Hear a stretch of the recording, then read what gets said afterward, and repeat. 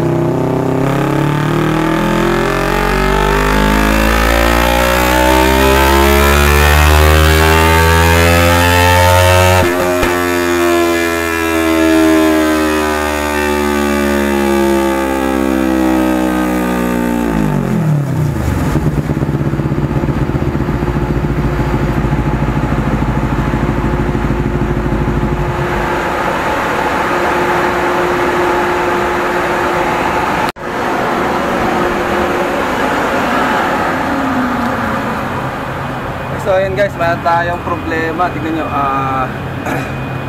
umaabot siya ng 11,000 RPM. Nag-37 siya. Sinulit natin hanggang 10 ulit, 9.5. Ayan.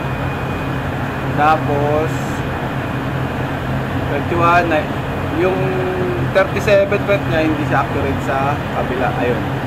So tumatalon yung dulo, kaya hindi mabasa ng mabuti. So parang na-remap na to dati, pero tignan nyo yung air fuel ratio nya. Ayan, stuck pa rin, 14. Ayan, papakita ko yung video ng actual.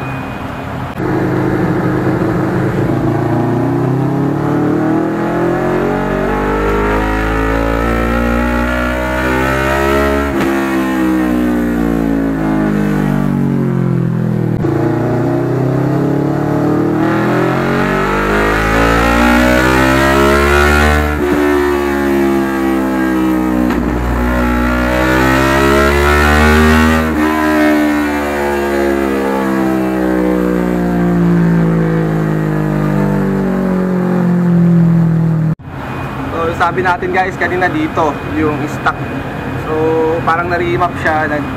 Ewan ko lang kung na-remap to or nag-glitch lang yung ECU nya, pero nakita naman kanina hanggang dito lang siya. So ito yung RPM pala, so stock pa rin yan. Very lean pa rin yung sa yellow. Target natin, tingnan nyo mamaya kung gano'ng kaganda yung quality ng tune natin dito sa 12, sa pinaka-healthy na AFR.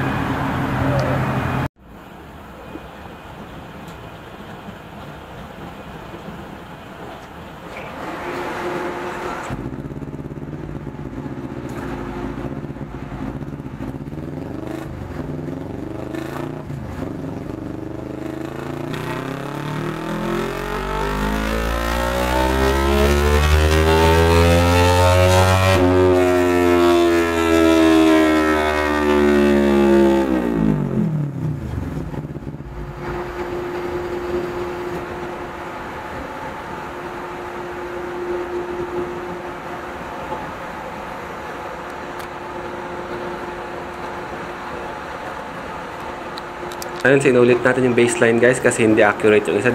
Dinoble natin para mas accurate. Ayan, yung 37, baliwalay nyo na yan. Kasi ito yung 36.72, ito yung mas accurate. Kasi parehas sila ng RPM range, hindi tulad ng isa nasa 11.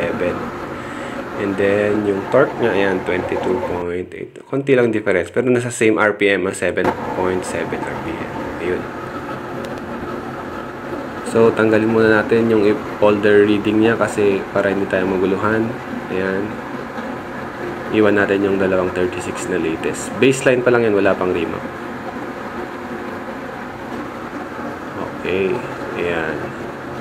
Tapos yung AFR niya, syempre nandun pa rin. Nasa 14 AFR pa rin siya. Yung dotted lines yung target natin. So ayun guys,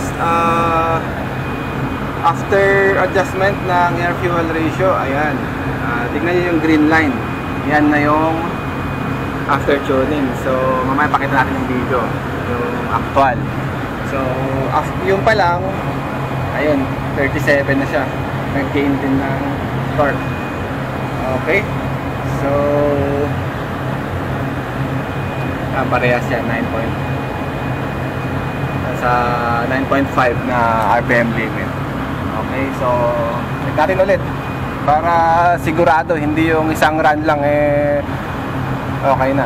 Basta tignan nyo, ito yung stock na air fuel ratio. Nagdagdag tayo ng gas, 12.9 yung target natin. Hindi siya bababa ng 12.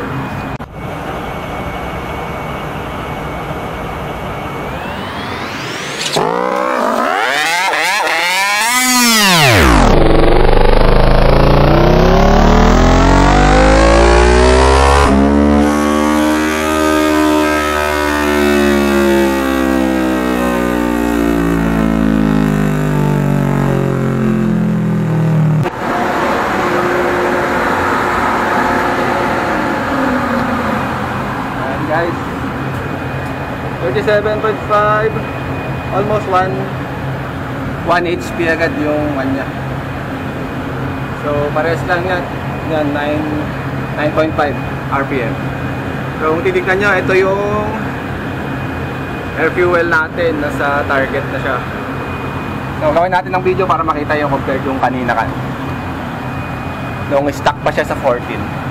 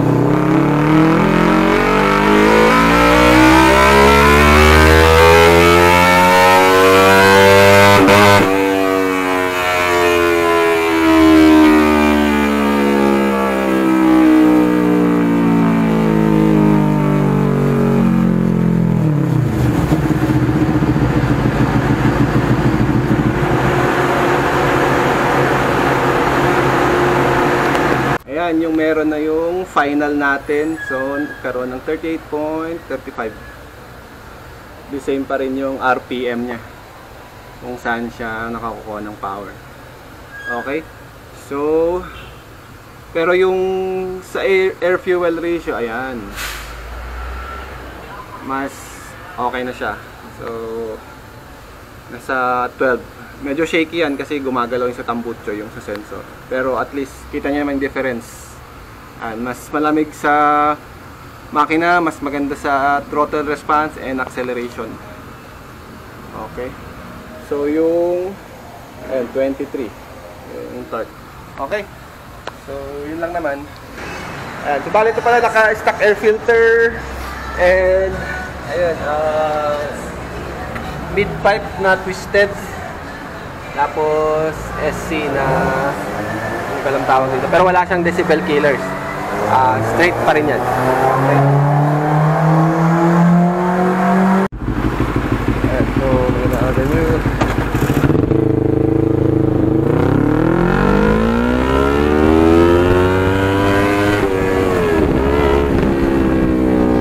Francis Chris yung may-ari. So natapos na siya, ako na siya na test drive.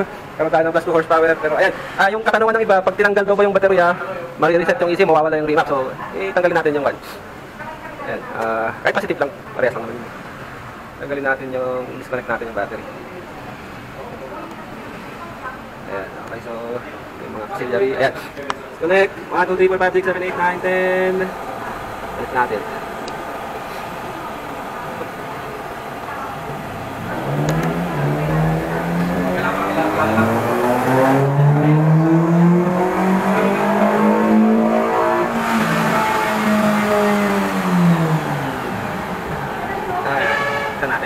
Matanggal. Yes! Okay, so yung assurance natin dito sa remap natin, yan mawawala. Nag-reset lang yung oras nito, pero yung remap niya, hindi nawawala unless ikabit ulit siya sa software. Ganun po yung kanya. So, yun. Sir Chris, ingat sir!